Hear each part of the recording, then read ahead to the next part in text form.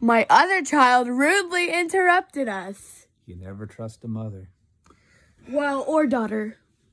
Or son. I resemble that, Mark. Son, daughter. Anyways, let's get back to rock and roll, kid. Child. So you were talking about rock and roll. Eagles of death metal. All right, good. So, like I said, at theater, I have a friend named Kennedy. Yeah, actually get in the video. Oh, don't get them toes in there. But, so she's also really big into rock. So we were... Sorry. So we also relate, like, a lot in rock music other than just theater and outside stuff. Kennedy's ridiculous with how she can recount music. She really is. Like, sincerely. But, so we saw Joan Jett and the Blackhearts and Heart at a rock concert. Well, concert, not necessarily a rock concert. But... No, that was a rock concert. Well, rock concert, but... They don't get more rock.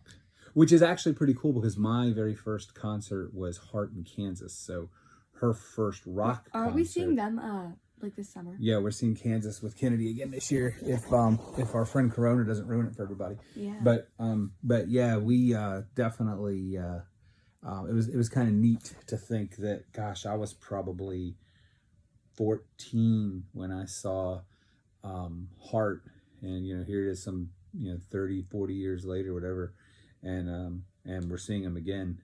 But anyways, go ahead. I'm sorry. But so we bond a lot through that because we both like, again, rock and roll. You do not have rock without roll. Some of the other music we like though is we do listen to a little bit of rap. We definitely like some rap music. Rap God. Yeah, I know. He's not my favorite. Let's switch back over to here with me being the parent. I know Eminem does not have the best language and stuff like that, but music is music. And listen, you can listen to the weird stuff just as long as you educate that, hey, okay, that might not be the best thing. But you can't take away from the fact when it comes to music, you can't take away the fact that most importantly, that it's art. Two, you do have to make up in one form or another for things that you say that are inappropriate, but different artists have taken things to different levels, and in rap music probably the Beastie Boys and also Eminem took things to different levels for rap music. There were many others that did too. Tupac, going all the way back to Sugar Hill Gang, but Emma's listened to rap as much as I rock. Actually have done a little bit tricky of to basic rock rap around, before. to rock around that's right on time. It's tricky. Boom, boom. It's tricky. Although, I actually have done a little bit of like basic rap before. Like for other songs. Hugh always picks on her for the rap. We'll know whether or not Hugh saw this part because he always picks on her. Work on your diction. He's not wrong, but he always picks on her for it. Just saying. But it gives her something she's got to do. Hugh's a relatively interesting rapper himself. But we definitely have to give him credit for doing it. So, so do you have any favorite rap songs that you remember at all? Other than the ones I have done, probably not. Do you have like a favorite rap artist? And if you don't, that's fine. I've never really asked you that question. Not necessarily. I don't really care about who I listen to when it comes to like rap. I like rap in general. So, when it comes to rap, I'm honestly happy with any artist. Mine would probably... I like the more upbeat stuff. I love De La Soul, Arrested Development. I like Roots. I like stuff that makes you think, even if it's stuff that you think to yourself, especially like when you listen to Arrested Development. Arrested Development has a lot of... if you listen to it, it's positive, especially in their later stuff. There's a lot of stuff that kind of holds people responsible for racial issues that go through our country, and you get people that get mad when they hear that, but 9 times out of 10 you're facing the truth, or in some cases their truth, which makes it no less the truth. And you can learn a lot from that if you just take the time to stop and do it. So I think that's a lot of the reason that music is really important to me, because it's taught me a bunch. But what were you going to say? I have another topic that relates to music. She has another topic. This is where we're going to talk about banjo music and Asiatic folk music, which is something that's really, really popular in this household. She's a big fan of the Jaws harp and polka dancing. No, ballads. Emma loves ballads. I hate ballads. All right, so explain why you hate ballads. Sit up a little bit so people can see that pretty face of yours. Hi. Hey, how you doing? Well, when it comes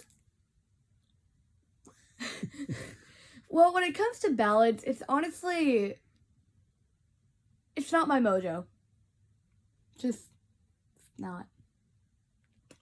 So why isn't a ballad to your liking? Now let's look at it from two angles, because I know one angle. So from the perspective of singing, I know why you don't like ballads. So why is it you don't like singing ballads? It's just too slow, and a lot of them are very in the soprano range. Does it make you self-conscious of your voice? It does. So. It makes me very, very self-conscious of my voice. Mm-hmm. Because when you think of a ballad, you think of like smooth, like silky, soft. And if you hear me, my dad is. She's silky and soft. No, but not my skin. But stop. She is soft. So, sing. I have a very raspy voice in general. It's all that smoking she did when she was 3. Couldn't get her to finish. Bubblegum cigarettes. Thank God they ruin you. And saved her. Bubblegum cigarettes ruin you. But what did I say to you almost every day when I dropped you off at preschool? I remember something about bubblegum cigarettes. Stay away from the bubblegum cigarettes, children. That is a very, very good thing to stay away from bubblegum cigarettes and from country music. Both of those things will ruin Now, if we put them together, it's gonna blow up the world. Yeah. I lost my dog while smoking a bubblegum pow mow. Yeehaw!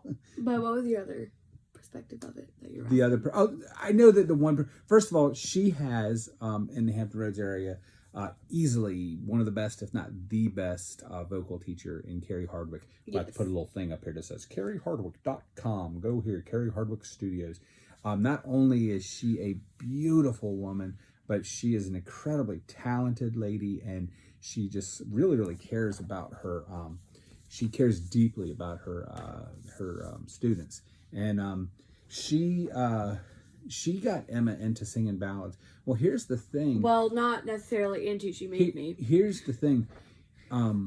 To her point, there's going to be times, especially with Emma doing theater, there's going to be times that you're going to do a song that you don't like. If you're lucky enough to get to do one at all, you're going to do a song you don't like. Well, here's the thing. Her first solo after like 5 years, and she was lucky to get it when she got it. So don't anybody read into that. Her first solo was a ballad. Was a song I detested. As she, can you sing a line or two of it? The cabaret one. Yeah, just a line or two. No. Just a line. Come on. It's about singing. There is a castle on your dog. What? So, see, that's not how it goes. Just a couple lines. For the sake of this audience that's probably stopped watching by now. Come on. Why? This is about singing. So apparently she's not a performer. I am a performer. Well, sing a line or two. I just don't perform for you Sing a line. Just one. There is a castle on a cloud. Yeah, she just did it for me. Let me tell you something. So she did that song. I didn't like the song. Yeah. But it isn't important what I like. Turns out it's now my favorite song that she's ever sang. She does it beautifully. The one thing I think, and I realize going back to reality, I'm her dad. The one thing I think is that she has a very soulful voice. So if you find the right song for her, she has such heart in her voice. So when she sang that song, she sang it very, very well. It's within her range, and she brings out such emotion in it.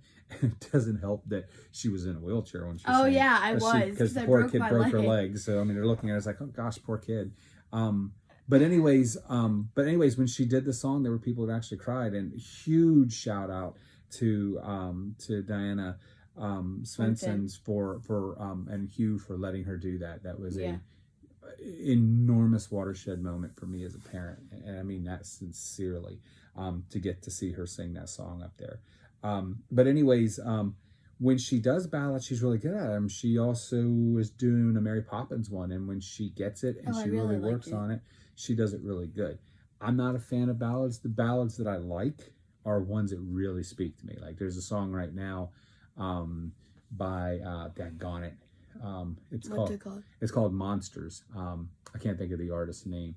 But anyway, it's a song about a guy who's, it's actually a true song. His father is dying in real life. And he's saying, hey, it doesn't matter about what happened before. I'm going to be strong for you until this whole thing's done. We're going to get through it together. It's a ballad. And oh my gosh, it rips your heart out. So ballads aren't bad. They're not bad. It's just not my favorite. It's not her favorite. But you're going to probably find her 25 years from now. She's going to be some huge rock star. And she's just known for her power ballads. So. Ballad. So anyways, so what other kind of music would we talk about here? I don't know.